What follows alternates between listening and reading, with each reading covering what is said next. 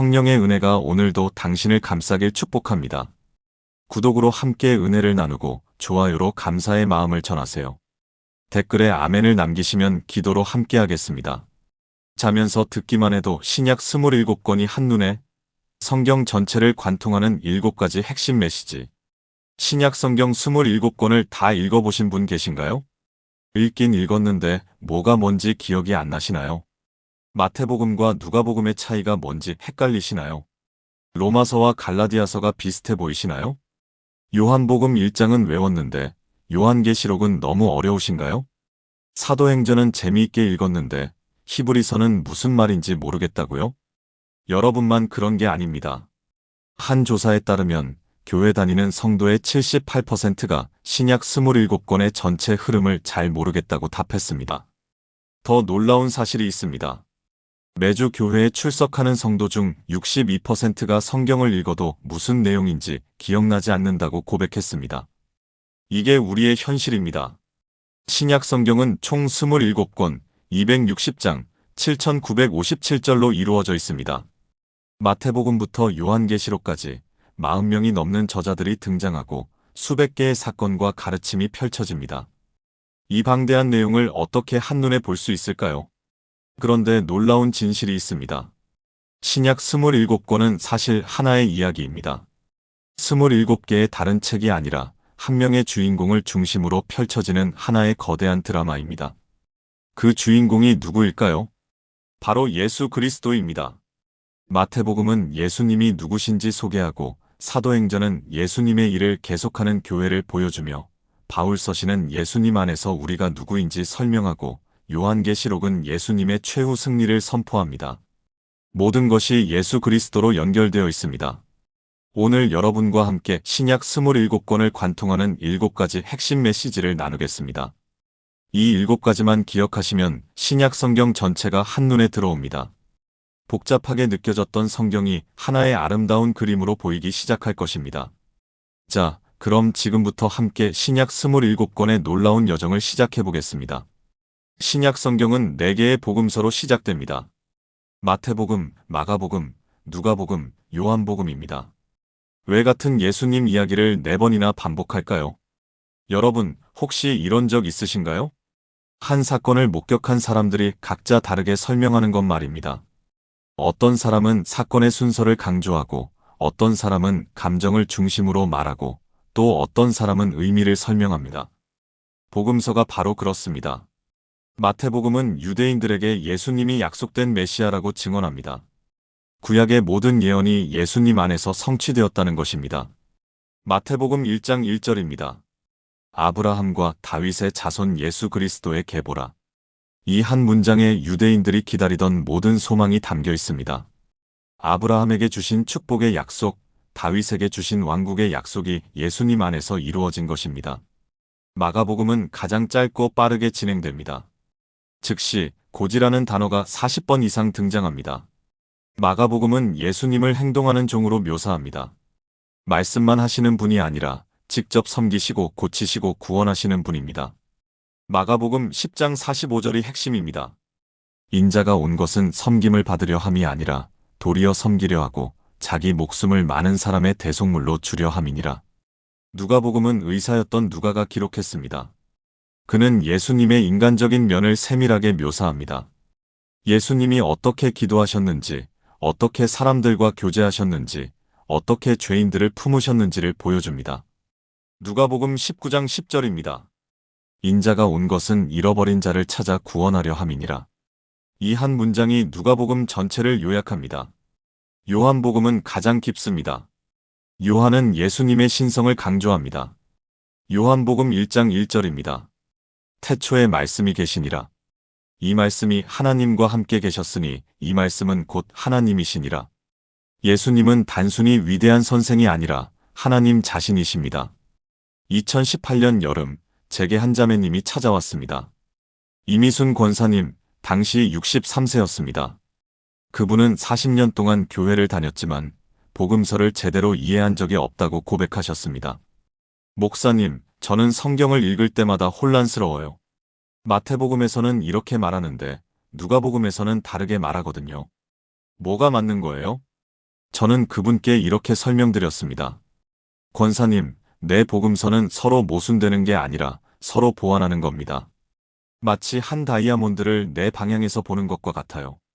각각의 각도에서 보면 다르게 보이지만 결국 하나의 다이아몬드입니다. 그 설명을 듣고 권사님의 얼굴이 환해졌습니다. 아, 그렇군요. 그럼 내 복음서를 다 읽으면 예수님을 입체적으로 볼 수 있겠네요. 정확합니다. 마태복음에서 예수님은 왕이시고, 마가복음에서는 종이시며, 누가복음에서는 인자이시고, 요한복음에서는 하나님이십니다. 네 가지가 모두 진리입니다. 권사님은 그 후 3개월 동안 내 복음서를 차례로 읽으셨습니다. 그리고 간증하셨습니다. 목사님, 이제 예수님이 보여요. 40년 동안 교회를 다녔지만 지금처럼 예수님이 생생하게 느껴진 적이 없어요. 내 복음서가 각각 다른 색깔로 예수님을 그려내는데 그 모든 그림이 합쳐지니까 진짜 예수님이 보이는 거예요. 사랑하는 여러분, 지금 저와 함께 이렇게 기도해 보시겠습니까? 하나님 아버지, 내 복음서를 통해 예수님을 온전히 알게 하소서. 예수님이 약속된 메시아이시며 섬기는 종이시며 잃어버린 자를 찾는 인자이시며 태초부터 계신 하나님이심을 믿습니다. 내 복음서를 읽을 때마다 예수님의 다른 면을 발견하게 하시고 그 모든 면이 합쳐져 온전한 구주를 만나게 하소서. 오늘부터 복음서를 읽을 때 단순히 이야기가 아니라 살아계신 예수님을 만나게 하소서. 예수님의 이름으로 기도합니다. 아멘. 이 기도를 복음서를 읽기 전마다 드려보세요. 여러분의 성경 읽기가 완전히 달라질 것입니다. 복음서 다음에는 사도행전이 나옵니다. 사도행전은 신약 성경에서 유일한 역사서입니다. 예수님이 승천하신 후 제자들이 어떻게 복음을 전파했는지를 기록한 책입니다. 그런데 여러분, 사도행전의 원래 제목이 뭔지 아십니까? 영어로는 Acts of the Apostles입니다. 사도들의 행적이라는 뜻입니다. 하지만 정확하게 말하면 이 책의 제목은 성령행전이어야 합니다. 왜냐하면 이 책의 진짜 주인공은 사도들이 아니라 성령님이시기 때문입니다. 사도행전 1장 8절을 보겠습니다.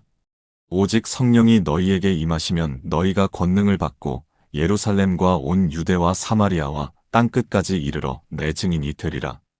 이 말씀이 사도행전 전체의 설계도입니다. 1장부터 7장까지는 예루살렘에서 일어난 일입니다. 8장부터 12장까지는 유대와 사마리아로 복음이 퍼져나갑니다. 13장부터 28장까지는 땅끝, 즉 로마까지 복음이 전파됩니다.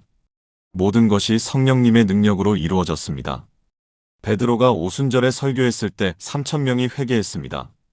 누가 그렇게 만들었습니까? 성령님입니다. 빌립이 사마리아에 가서 전도했을 때 큰 부흥이 일어났습니다. 누가 그 일을 하셨습니까? 성령님입니다. 바울이 3차에 걸쳐 선교 여행을 하며 교회를 세웠습니다. 누가 그를 인도하셨습니까? 성령님입니다. 2020년 봄 코로나19로 모든 교회가 문을 닫았을 때가 있었습니다. 저희 교회도 예외가 아니었습니다. 처음으로 온라인 예배를 드리게 되었는데 솔직히 불안했습니다. 이렇게 해도 되는 걸까? 교회가 무너지는 건 아닐까? 그때 한 집사님이 제게 말씀하셨습니다. 김철수 집사님, 당시 58세 건축업을 하시는 분이었습니다. 목사님, 사도행전을 보세요. 예루살렘 교회가 핍박받아서 흩어졌을 때 교회가 무너졌습니까? 아니요, 오히려 복음이 더 퍼져나갔잖아요. 성령님이 계시면 어떤 상황에서도 교회는 계속됩니다. 그 말씀이 저를 깨웠습니다. 사도행전 8장 1절부터 4절을 다시 읽었습니다. 그날에 예루살렘에 있는 교회에 큰 박해가 있어 사도 외에는 다 유대와 사마리아 모든 땅으로 흩어지니라. 그 흩어진 사람들이 두루다니며 복음의 말씀을 전할세. 박해가 오히려 복음 전파의 기회가 되었습니다. 코로나로 인한 제한이 오히려 새로운 전도의 문을 열었습니다. 저희 교회는 온라인 예배를 시작한 후 해외에 사는 교민들, 병원에 입원한 환자들, 이동이 어려운 노약자들이 예배에 참여하기 시작했습니다. 6개월 후 한 자매님이 간증했습니다. 호주에 사는 박영희 집사님이었습니다.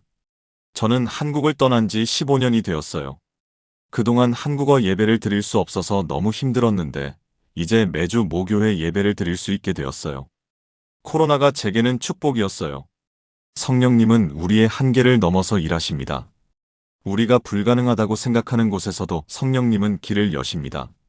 사도행전의 메시지는 이것입니다. 교회는 건물이 아니라 성령님이 임재하시는 곳입니다. 복음은 인간의 능력이 아니라 성령의 권능으로 퍼져나갑니다. 우리가 약할 때 성령님이 강하게 일하십니다.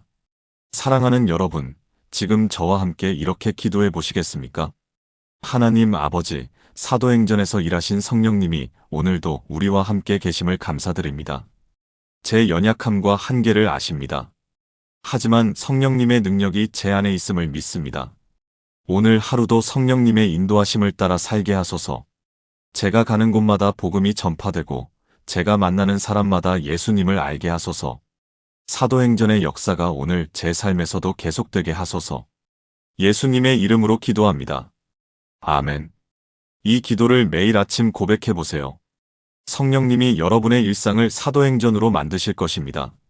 사도행전 다음에는 바울이 쓴 편지들이 나옵니다. 로마서, 고린도전후서, 갈라디아서, 에베소서, 빌립보서, 골로새서, 데살로니가전후서, 디모데전후서, 디도서, 빌레몬서입니다. 총 13권입니다. 이 중에서 가장 중요한 두 편지가 로마서와 갈라디아서입니다. 왜냐하면 이 두 편지에 이신칭의라는 복음의 핵심이 담겨 있기 때문입니다. 이신칭의가 뭡니까? 믿음으로 의롭다 함을 받는다는 뜻입니다. 우리의 행위가 아니라 예수님을 믿는 믿음으로 하나님 앞에 의롭게 된다는 것입니다. 로마서 3장 23절부터 24절입니다. 모든 사람이 죄를 범하였음에 하나님의 영광에 이르지 못하더니 그리스도 예수 안에 있는 속량으로 말미암아 하나님의 은혜로 값없이 의롭다 하심을 얻은 자 되었느니라. 이 말씀이 얼마나 놀라운지 아십니까? 우리는 모두 죄인입니다. 아무리 착하게 살아도, 아무리 선행을 많이 해도 우리 스스로는 하나님 앞에 의롭게 될 수 없습니다. 그런데 하나님이 은혜로 우리를 의롭다고 선언하신다는 것입니다. 갈라디아서 2장 16절입니다. 사람이 의롭게 되는 것은 율법의 행위로 말미암음이 아니요 오직 예수 그리스도를 믿음으로 말미암는 줄 알므로 우리도 그리스도 예수를 믿나니 이는 우리가 율법의 행위로서가 아니고 그리스도를 믿음으로써 의롭다 함을 얻으려 함이라. 행위가 아니라 믿음입니다. 노력이 아니라 은혜입니다. 내가 잘해서가 아니라 예수님이 잘하셨기 때문입니다. 2015년 가을 한 청년이 제게 찾아왔습니다. 이동현 형제, 당시 28세, 대기업에 다니는 엘리트 직장인이었습니다. 그런데 그의 얼굴에는 평안이 없었습니다. 목사님, 저는 교회에서 봉사도 많이 하고 11조도 빠짐없이 드리고 새벽 기도도 매일 나가는데 왜 제 마음에 평안이 없을까요? 제가 뭘 더 해야 하나요? 저는 그에게 물었습니다. 동현 형제, 혹시 하나님이 당신을 사랑하신다고 확신하세요? 그는 머뭇거렸습니다. 글쎄요. 제가 잘할 때는 사랑받는 것 같은데 실수하면 하나님이 실망하실 것 같아요. 바로 그겁니다. 많은 사람들이 하나님의 사랑을 조건부로 생각합니다. 내가 잘하면 사랑받고 못하면 사랑받지 못한다고 생각합니다. 하지만 그건 복음이 아닙니다. 저는 동현 형제에게 로마서 5장 8절을 펴서 보여드렸습니다. 우리가 아직 죄인 되었을 때에 그리스도께서 우리를 위하여 죽으심으로 하나님께서 우리에 대한 자기의 사랑을 확증하셨느니라. 보세요, 동현 형제. 우리가 의로웠을 때 예수님이 죽으신 게 아니에요. 우리가 아직 죄인이었을 때, 우리가 하나님을 대적하고 있을 때, 바로 그때 예수님이 우리를 위해 죽으셨어요. 하나님의 사랑은 우리의 행위와 상관없어요. 그 순간 동현 형제의 눈에서 눈물이 흘렀습니다. 그럼 제가 실수해도 하나님은 저를 사랑하시나요? 그렇죠.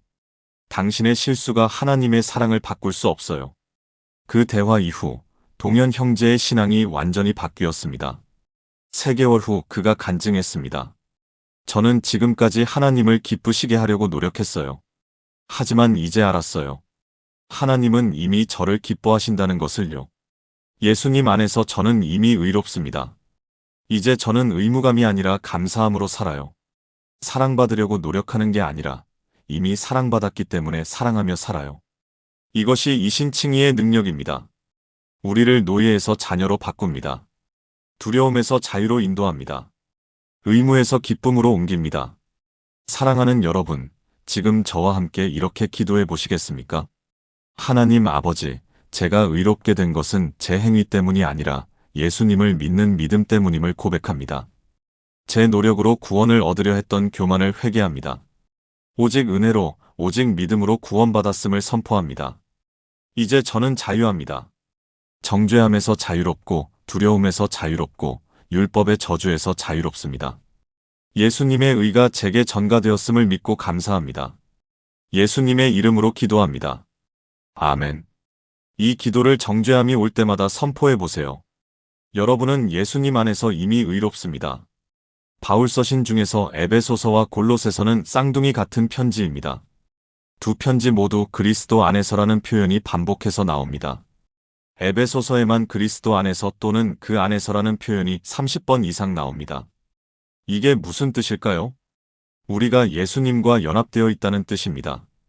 예수님이 죽으셨을 때 우리도 함께 죽었고, 예수님이 부활하셨을 때 우리도 함께 살아났다는 것입니다. 에베소서 2장 4절부터 6절입니다. 긍휼이 풍성하신 하나님이 우리를 사랑하신 그 큰 사랑을 인하여 허물로 죽은 우리를 그리스도와 함께 살리셨고, 너희는 은혜로 구원을 받은 것이라 또 함께 일으키사 그리스도 예수 안에서 함께 하늘에 앉히시니. 주목하세요.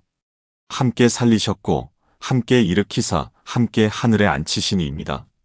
우리는 이미 그리스도와 함께 부활했고 이미 하늘에 앉아 있습니다. 육체는 아직 땅에 있지만 영적으로는 이미 하늘에 있다는 것입니다. 골로새서 3장 3절입니다.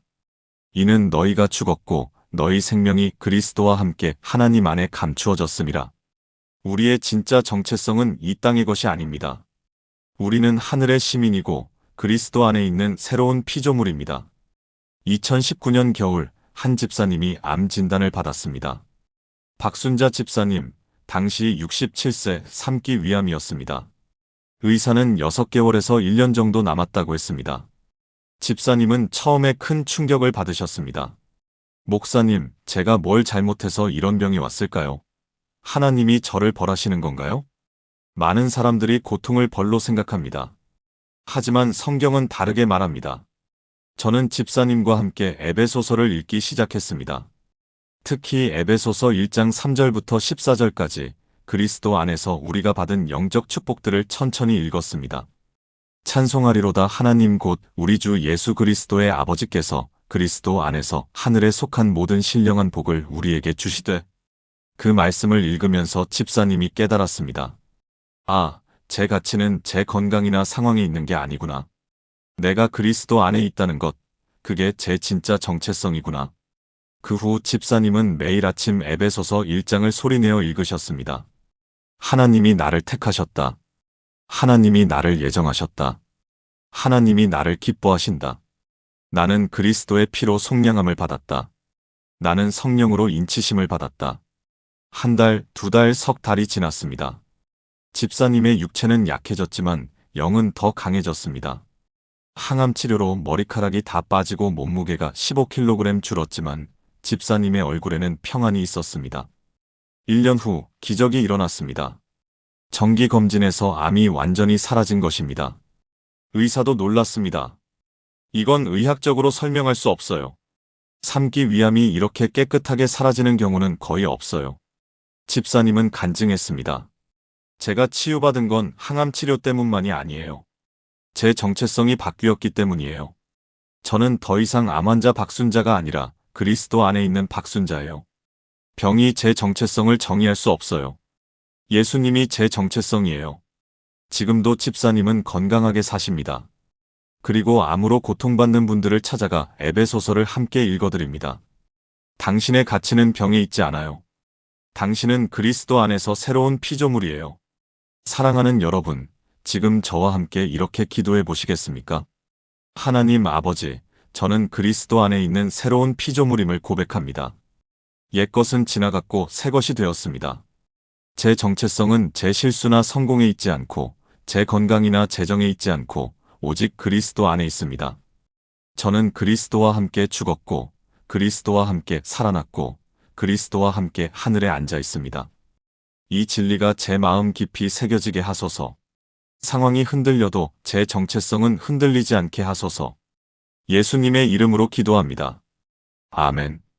이 기도를 거울을 보며 매일 고백해 보세요. 여러분의 정체성이 바뀔 것입니다. 바울 서신 중에 데살로니가전후서가 있고 베드로전후서가 있습니다. 이 네 편지의 공통 주제는 소망과 재림입니다. 데살로니가 교회는 박해받고 있었습니다. 믿음 때문에 직장을 잃고 가족에게 버림받고 생명의 위협을 받았습니다. 그들은 물었습니다. 도대체 언제까지 이렇게 살아야 합니까? 예수님은 언제 다시 오십니까? 바울은 이렇게 답합니다. 데살로니가전서 4장 16절부터 17절입니다. 주께서 호령과 천사장의 소리와 하나님의 나팔 소리로 친히 하늘로부터 강림하시리니 그리스도 안에서 죽은 자들이 먼저 일어나고 그 후에 우리 살아남은 자들도 그들과 함께 구름 속으로 끌어올려 공중에서 주를 영접하게 하시리니 그리하여 우리가 항상 주와 함께 있으리라. 예수님이 반드시 다시 오십니다. 그때 모든 슬픔이 끝나고 모든 눈물이 씻겨지고 모든 고통이 사라집니다. 베드로전서 1장 3절부터 4절입니다. 찬송하리로다 우리 주 예수 그리스도의 아버지 하나님이 그 많으신 긍휼대로 예수 그리스도를 죽은 자 가운데서 부활하게 하심으로 말미암아 우리를 거듭나게 하사 살아있는 소망이 있게 하시며 썩지 않고 더럽지 않고 쇠하지 않는 유업을 있게 하시나니 곧 너희를 위하여 하늘에 간직하신 것이라. 우리에게는 살아있는 소망이 있습니다. 이 땅의 고통이 끝이 아닙니다. 하늘에 썩지 않고 더럽지 않고 쇠하지 않는 유업이 기다리고 있습니다. 2017년 봄, 제게 한 통의 전화가 왔습니다. 한 어머니의 울음 섞인 목소리였습니다. 목사님, 제 아들이 군대에서 사고로 정민호 청년 21세, 군 복무 중 훈련 사고로 하나님 품에 안겼습니다. 장례식장에서 어머니는 하염없이 우셨습니다. 하나님, 왜요? 제 아들은 아직 21살밖에 안 됐어요. 겨우 군대 가서 1년밖에 안 됐어요. 아직 할 일이 많았어요. 왜 데려가셨어요? 저도 답이 없었습니다. 왜 선한 청년이 이렇게 일찍 가야 했는지 저도 이해할 수 없었습니다. 하지만 저는 어머니와 함께 데살로니가전서 4장을 읽었습니다. 우리가 주께서 친히 하늘로부터 강림하실 때 민호가 먼저 일어날 것을 믿습니다. 그때 우리도 민호와 함께 구름 속으로 끌어올려 공중에서 주를 영접하게 될 것입니다. 그리하여 우리가 민호와 함께 항상 주와 함께 있을 것입니다. 어머니는 눈물을 닦으며 말했습니다. 그럼 제가 민호를 다시 만날 수 있나요? 그렇습니다. 예수님이 다시 오시는 날 어머니는 민호를 다시 만나게 될 것입니다. 그때는 죽음도 슬픔도 없는 곳에서요. 장례식 후 3일째 되는 날 어머니가 제게 편지를 보냈습니다. 목사님, 저는 지난 3일 동안 데살로니가전서를 수십 번 읽었습니다. 읽을 때마다 희망이 생깁니다. 민호가 끝이 아니라는 것, 우리가 다시 만날 거라는 것, 그것이 저를 살게 합니다. 이 소망이 없었다면 저는 견딜 수 없었을 겁니다. 1년 후 어머니는 유가족 모임을 시작했습니다. 자녀를 잃은 부모들을 모아서 함께 데살로니가서를 읽고 함께 울고 함께 소망을 품었습니다. 우리는 소망 없는 자들처럼 슬퍼하지 않습니다. 우리에게는 재림의 소망이 있습니다. 3년이 지난 지금 그 모임은 30가정이 넘게 참여하고 있습니다. 모두가 같은 고백을 합니다. 재림의 소망이 우리를 살게 합니다. 사랑하는 여러분, 지금 저와 함께 이렇게 기도해 보시겠습니까? 하나님 아버지, 예수님이 반드시 다시 오실 것을 믿습니다. 그때 모든 눈물을 씻어주시고 모든 슬픔을 기쁨으로 바꾸시고 모든 고통을 영광으로 변화시키실 것을 믿습니다. 지금 제가 겪는 어려움이 끝이 아닙니다. 이것은 잠시 받는 가벼운 환난이요. 지극히 크고 영원한 영광을 이루게 할 것입니다. 오늘 하루도 이 소망을 붙잡고 살게 하소서. 주님 다시 오실 그날을 사모하며 깨어 기다리게 하소서. 예수님의 이름으로 기도합니다. 아멘. 이 기도를 힘들 때마다 드려보세요. 재림의 소망이 여러분을 일으켜 세울 것입니다. 신약 성경에는 실천을 강조하는 편지들이 있습니다. 요한 1, 2, 3서와 야고보서입니다. 이 편지들의 핵심은 사랑입니다. 믿음이 있다면 반드시 사랑이 따라온다는 것입니다. 요한 1서 4장 7절부터 8절입니다. 사랑하는 자들아, 우리가 서로 사랑하자. 사랑은 하나님께 속한 것이니 사랑하는 자마다 하나님으로부터 나서 하나님을 알고 사랑하지 아니하는 자는 하나님을 알지 못하나니 이는 하나님은 사랑이심이라. 하나님을 안다는 증거는 무엇입니까? 신학 지식이 많은 것입니까? 성경을 많이 외운 것입니까? 아닙니다. 사랑하는 것입니다. 요한일서 3장 18절입니다. 자녀들아, 우리가 말과 혀로만 사랑하지 말고 행함과 진실함으로 하자. 말로만 사랑한다고 하면 안 됩니다. 행동으로 보여줘야 합니다. 야고보서 2장 17절입니다. 이와 같이 행함이 없는 믿음은 그 자체가 죽은 것이라. 믿음과 행함은 분리될 수 없습니다. 진짜 믿음은 반드시 사랑의 행동으로 나타납니다. 2021년 여름, 우리 교회에 한 할머니가 새로 나오셨습니다. 최영숙 권사님, 당시 72세, 혼자 사시는 분이었습니다. 권사님은 매주 예배에 참석하셨지만 누구와도 교제하지 않으셨습니다. 예배가 끝나면 바로 집으로 가셨습니다. 어느 날 제가 권사님께 물었습니다. 권사님, 우리 교회 어떠세요? 예배는 좋아요. 설교도 은혜롭고요. 그런데요? 교회 사람들이 진짜로 사랑하는 것 같지 않아요. 모두 친한 사람들끼리만 있고 저같이 새로운 사람은 아무도 관심 없어요. 그 말씀이 제 가슴을 찔렀습니다. 저는 다음 주일 설교로 요한일서를 전했습니다. 우리가 하나님을 사랑한다고 말하면서 형제를 사랑하지 않는다면 그것은 거짓입니다. 설교가 끝난 후 한 집사님이 최영숙 권사님께 다가갔습니다. 김미경 집사님, 당시 58세, 식당을 운영하시는 분이었습니다. 권사님, 저희 집에서 점심 드시고 가시면 안 될까요? 권사님은 놀라셨습니다. 아니, 괜찮아요. 저 혼자도 잘 먹어요. 저도 혼자 먹으면 심심해요. 함께 먹어요. 그날부터 김 집사님과 최 권사님의 관계가 시작되었습니다. 매주 함께 점심을 먹고 평일에도 전화로 안부를 주고받았습니다. 한 달 후 최 권사님이 갑자기 쓰러졌습니다. 뇌졸중이었습니다. 혼자 사시던 권사님이었기에 발견이 늦었을 수도 있었는데 김 집사님이 전화가 안 되자 바로 달려가서 119를 불러 살릴 수 있었습니다. 병원에서 의사가 말했습니다. 30분만 늦었어도 위험했을 겁니다. 이분을 살린 건 빠른 발견입니다. 권사님은 3주간 입원했습니다. 그 기간 동안 김 집사님은 매일 병원에 가서 간병했습니다. 자기 식당 일도 미루고 새벽부터 밤까지 권사님 곁을 지켰습니다. 퇴원하는 날 최 권사님이 김 집사님의 손을 잡고 울었습니다. 미경 집사님, 왜 저한테 이렇게까지 해주세요? 저는 집사님께 아무것도 해드린 게 없는데. 김 집사님이 대답했습니다. 권사님, 요한일서에 이런 말씀 있잖아요. 하나님이 이같이 우리를 사랑하셨은즉 우리도 서로 사랑하는 것이 마땅하도다. 제가 권사님을 사랑하는 건 권사님이 뭘 해주셔서가 아니에요. 하나님이 저를 먼저 사랑하셨으니까요. 그 후 두 분은 진짜 가족이 되었습니다. 지금도 김 집사님은 매주 최 권사님 댁을 방문해서 함께 식사하고 함께 기도합니다. 최 권사님은 간증합니다. 저는 이제 알았어요. 진짜 믿음이 뭔지. 말로만 하나님을 사랑해요라고 하는 게 아니라 이웃을 사랑하는 것이 진짜 믿음이에요. 미경 집사님을 통해 하나님의 사랑을 봤어요. 사랑하는 여러분, 지금 저와 함께 이렇게 기도해 보시겠습니까? 하나님 아버지, 저를 먼저 사랑하신 그 사랑에 감사드립니다. 이제 저도 형제를 사랑하게 하소서. 말과 혀로만이 아니라 행함과 진실함으로 사랑하게 하소서. 제 주변에 도움이 필요한 사람을 보게 하시고 그들에게 다가갈 용기를 주소서. 제 시간, 제 물질, 제 관심을 나누게 하소서. 작은 친절, 작은 배려, 작은 섬김으로 하나님의 사랑을 나타내게 하소서. 오늘부터 사랑을 실천하는 삶을 살게 하소서.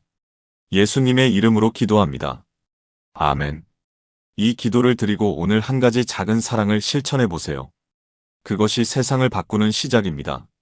신약 성경의 마지막 책은 요한계시록입니다. 많은 사람들이 가장 어려워하는 책입니다. 짐승의 수 666, 7 나팔, 7 대접, 용과 여자의 전쟁. 너무 상징적이고 복잡해 보입니다. 하지만 요한계시록의 메시지는 사실 매우 단순합니다. 예수님이 승리하신다. 그게 전부입니다. 요한계시록 1장 8절입니다. 주 하나님이 이르시되 나는 알파와 오메가라, 이제도 있고 전에도 있었고 장차 올 자요 전능한 자라 하시더라. 알파는 그리스 알파벳의 첫 글자이고 오메가는 마지막 글자입니다. 하나님은 시작이시고 끝이십니다. 모든 역사를 주관하시고 모든 것을 완성하시는 분입니다. 요한계시록 21장 3절부터 4절입니다. 보라, 하나님의 장막이 사람들과 함께 있음에 하나님이 그들과 함께 계시리니 그들은 하나님의 백성이 되고 하나님은 친히 그들과 함께 계셔서 모든 눈물을 그 눈에서 닦아주시니 다시는 사망이 없고 애통하는 것이나 곡하는 것이나 아픈 것이 다시 있지 아니하리니 처음 것들이 다 지나갔음이로라. 이것이 우리의 최종 목적지입니다. 눈물도 사망도 애통함도 없는 곳입니다. 하나님이 친히 우리와 함께 계시는 곳입니다. 요한계시록은 고난받는 교회를 향한 위로의 편지입니다. 로마 황제가 그리스도인들을 박해하던 시대에 요한은 밤모섬에 유배되어 이 편지를 썼습니다. 교회는 무너지는 것처럼 보였습니다. 순교자들의 피가 흘렀습니다. 성도들은 물었습니다. 하나님, 어디 계십니까? 왜 침묵하십니까? 요한은 답합니다. 조금만 기다리세요. 마지막에 승리하시는 분은 로마 황제가 아니라 어린 양 예수님입니다. 요한계시록 19장 16절입니다. 그 옷과 그 다리에 이름을 쓴 것이 있으니 만왕의 왕이요 만주의 주라 하였더라. 예수님은 만왕의 왕이십니다. 어떤 세력도 어떤 권력도 어떤 악도 예수님을 이길 수 없습니다. 2016년 가을 제게 한 청년이 찾아왔습니다. 장호준 형제, 당시 25세 대학생이었습니다. 그는 심각한 우울증을 앓고 있었습니다. 목사님, 이 세상은 왜 이렇게 불공평한가요? 악한 사람들은 잘 살고 선한 사람들은 고통받잖아요. 정의는 어디 있나요? 하나님은 정말 계시기나 한가요? 많은 청년들이 같은 질문을 합니다. 세상의 불의를 보면서 신앙이 흔들립니다. 저는 호준 형제와 함께 요한계시록을 읽기 시작했습니다. 특히 6장부터 19장까지 하나님의 심판과 최후 승리를 다룬 부분을 천천히 읽었습니다. 보세요, 호준 형제. 지금 악이 승리하는 것처럼 보이지만 이것은 끝이 아니에요. 하나님은 모든 것을 보고 계세요. 그리고 때가 되면 반드시 심판하십니다. 정의는 반드시 실현됩니다. 호준 형제가 물었습니다. 그런데 왜 지금 심판하지 않으세요? 왜 기다리세요? 좋은 질문입니다. 저는 베드로후서 3장 9절을 보여드렸습니다.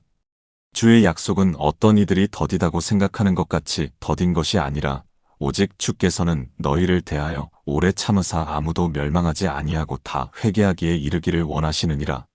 하나님이 심판을 미루시는 이유는 더 많은 사람이 회개할 기회를 주시기 위해서입니다. 하나님의 인내는 그분의 사랑입니다. 호준 형제는 6개월 동안 요한계시록을 반복해서 읽었습니다. 읽을 때마다 새로운 희망이 생겼습니다. 이 세상이 전부가 아니구나. 새 하늘과 새 땅이 있구나. 거기서는 정의가 강물처럼 흐르겠구나. 우울증 약을 끊은 건 8개월 후였습니다. 의사도 놀랐습니다. 보통 우울증은 오랜 치료가 필요한데 당신은 정말 빠르게 회복했어요. 뭔가 특별한 일이 있었나요? 호준 형제가 대답했습니다. 네, 있었어요. 저는 끝을 봤어요. 이 세상이 어떻게 끝나는지, 누가 최후에 승리하는지를 봤어요. 그 확신이 저를 치유했어요. 지금 호준 형제는 신학대학원에 다니고 있습니다. 요한계시록을 깊이 연구하면서 같은 고민을 하는 청년들에게 희망을 전하고 싶다고 합니다. 목사님, 요한계시록은 위로의 책이에요.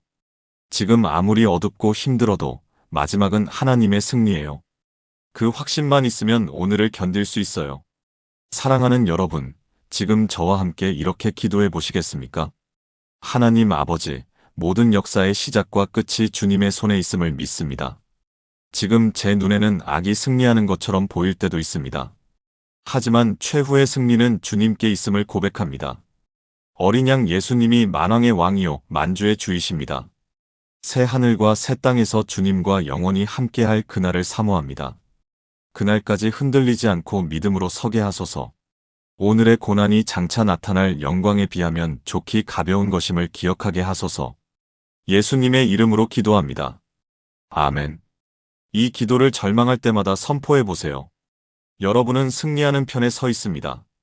사랑하는 여러분, 지금까지 나눈 신약 27권을 관통하는 7가지 핵심 메시지를 하나의 기도로 드리겠습니다.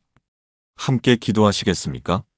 전능하신 하나님 아버지, 오늘 이 시간 신약 27권의 놀라운 진리를 깨닫게 하심을 감사드립니다. 복음서를 통해 예수님이 약속된 구원자이심을 보여주시고 사도행전을 통해 성령의 능력을 경험하게 하시며 바울서신을 통해 믿음으로 의롭게 되는 복음을 가르치시고 에베소서와 골로새서를 통해 그리스도 안에 새 정체성을 주시며 데살로니가서와 베드로서를 통해 재림의 소망을 품게 하시고 요한서신과 야고보서를 통해 사랑의 실천을 명하시며 요한계시록을 통해 최후의 승리를 확신하게 하심을 찬양합니다. 저는 고백합니다. 예수 그리스도는 나의 구원자요, 나의 왕이십니다. 성령님은 나와 함께 하시며 나를 인도하십니다. 나는 행위가 아니라 믿음으로 의롭게 되었습니다. 나는 그리스도 안에 있는 새로운 피조물입니다. 나에게는 재림에 살아있는 소망이 있습니다.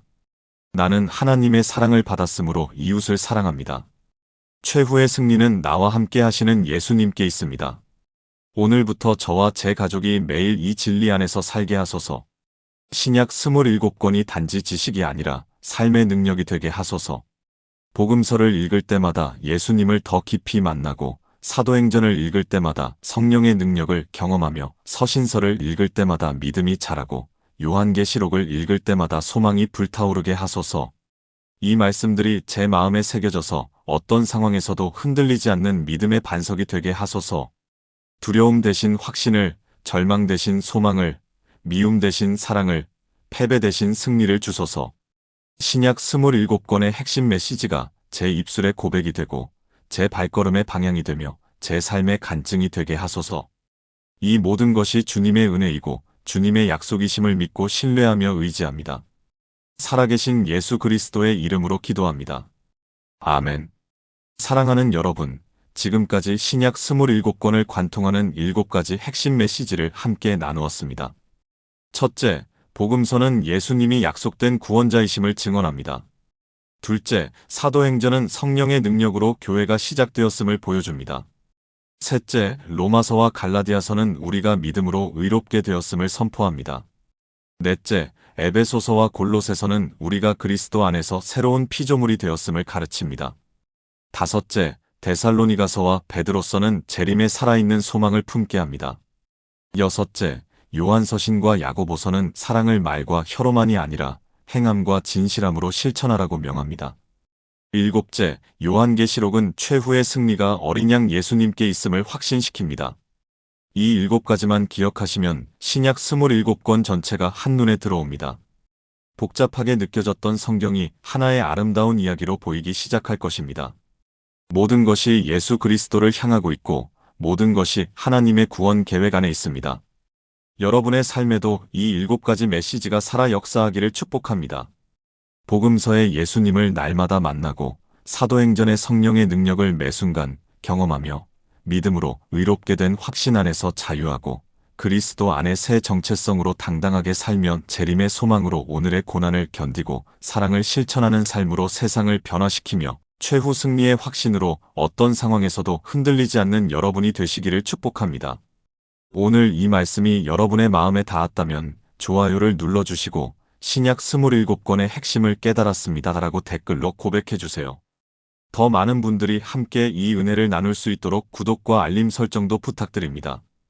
여러분 모두에게 하나님의 풍성한 은혜와 평강이 넘치기를 기도합니다.